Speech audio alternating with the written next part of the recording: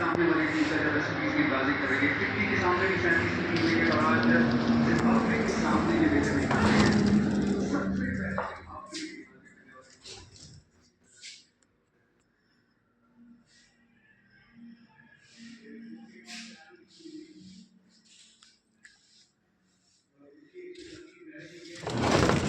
यहाँ पे चुस्ती दिखाई अनुभव जो ऑप्शन भी वेस्ट इंडीज के पास है।